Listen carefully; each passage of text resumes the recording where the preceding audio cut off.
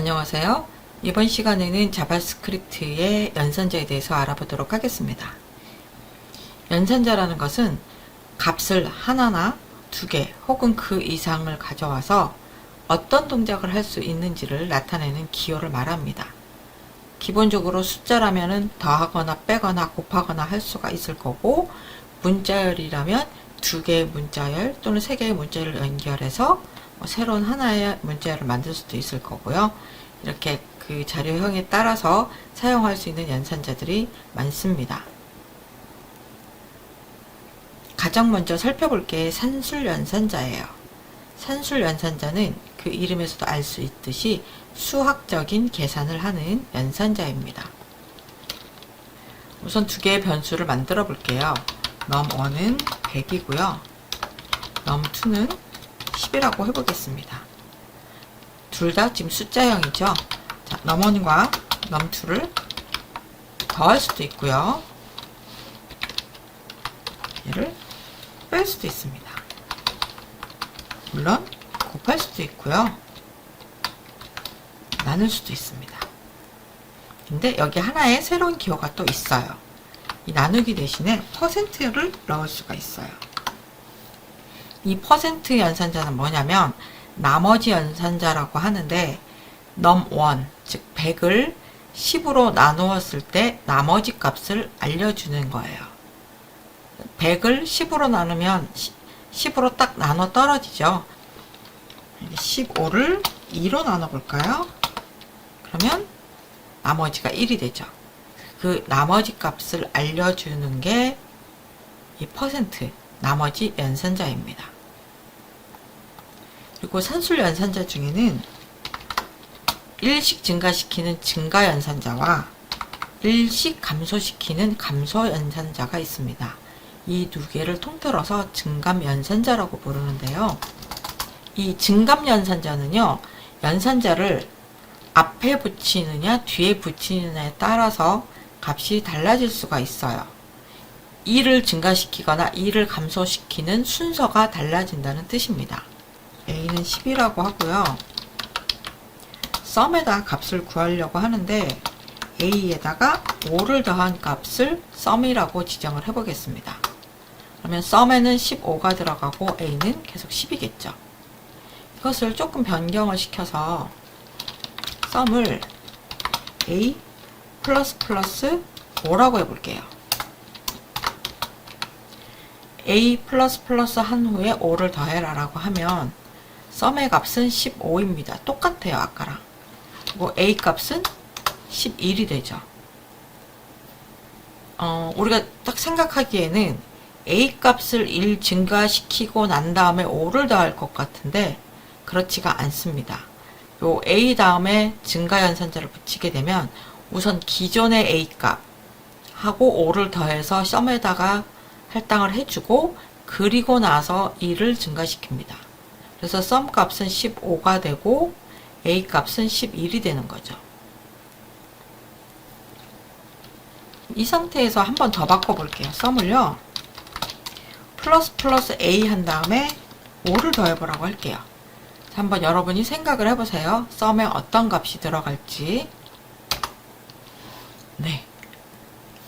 자, a 값도 한번 볼게요. 이건 무슨 차이일까요?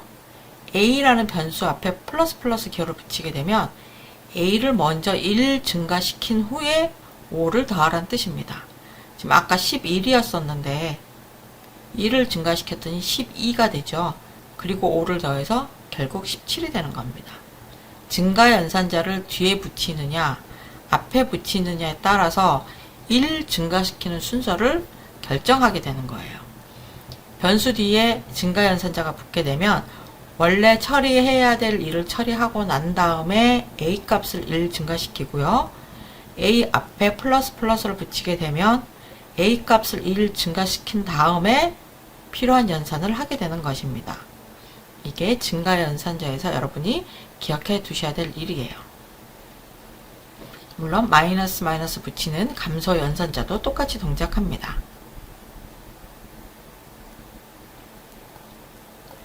다음에 알아볼 거는 할당 연산자예요. 흔히 대입 연산자라고도 합니다. B라는 곳에다가 20을 할당을 했어요. 이때 사용하는 는이라는 기호를 할당 연산자라고 합니다. 값을 할당을 하죠. B라는 변수에 20이라는 값을 할당하기 때문에 얘를 할당 연산자라고 부릅니다. 이 할당 연산자는 두 개의 연산자를 묶어서 표현을 할 수도 있습니다. 만일 B에다가 원래 있던 B 값에 A를 더해라 라고 하게 되면 이렇게 값이 나오거든요. 근데 이것을 줄여서 어떻게 쓰느냐, B 플러스는 A라고 표현을 할 수가 있습니다. 여기 할당받는 변수와 이 플러스 연산에 사용하는 변수가 같을 경우에 이렇게 줄여서 쓸 수가 있어요. 여기 는 앞에 뒤에 오는 플러스를 갖다 붙이는 거죠. 만일 y는 y-x다라는 식이 있다 그러면 얘는 줄여서 이렇게 쓸 수가 있습니다. 이것도 할당 연산자라고 해요. 그러니까 산술 연산자와 할당 연산자를 묶어서 이렇게 간단하게 표현을 할 수도 있습니다.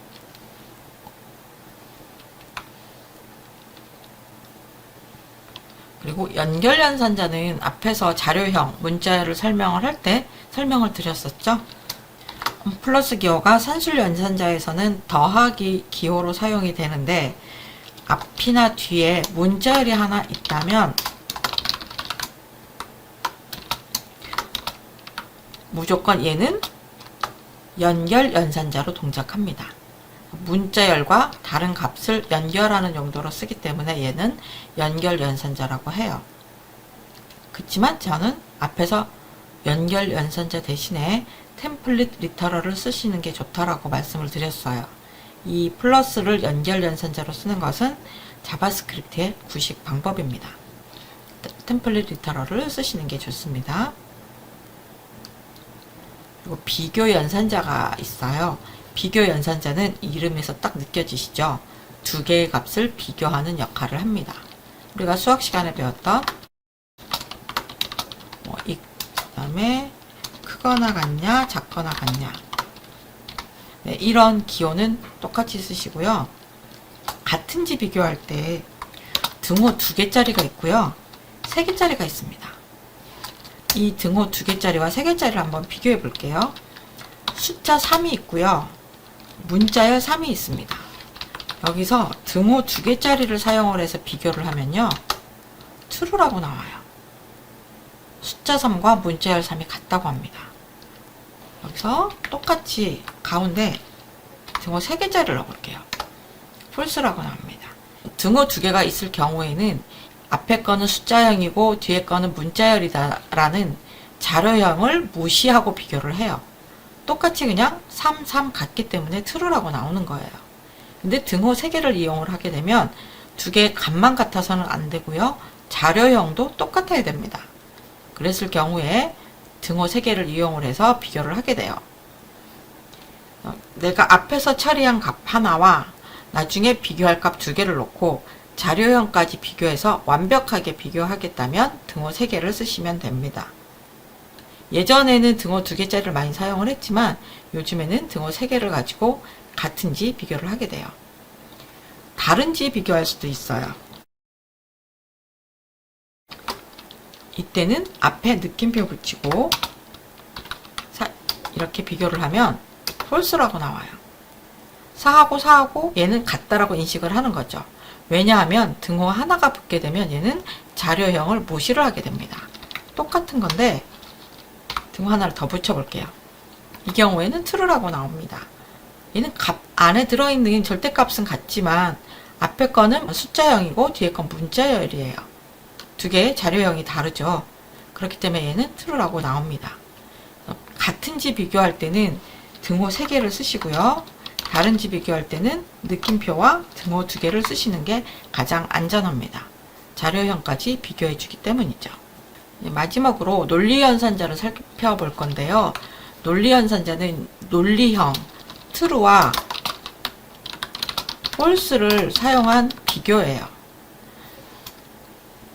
여기에서 사용되는 연산자는 or를 나타내는 이 연산자와 그다음에 and를 나타내는 이 연산자를 사용을 하게 되는데, 지금은 설명을 드려도 복잡하기만 하고 잘 이해가 안 되기 때문에 뒤에서 조건문을 공부할 때 그때 묶어서 설명드리도록 할게요.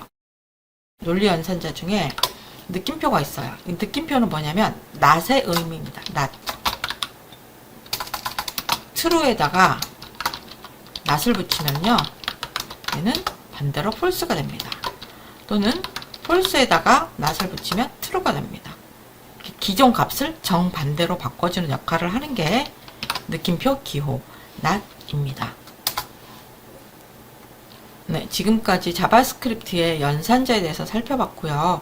이 연산자들은 우선순위가 있습니다. 연산자 뒤에 오는 피연산자가 하나만 있는 게 가장 우선순위가 높고요. 그 다음에 산술연산자, 산술연산자 안에서도 곱하기, 나누기, 나머지 연산자, 플러스, 마이너스, 이런 식의 우선순위를 가지게 됩니다.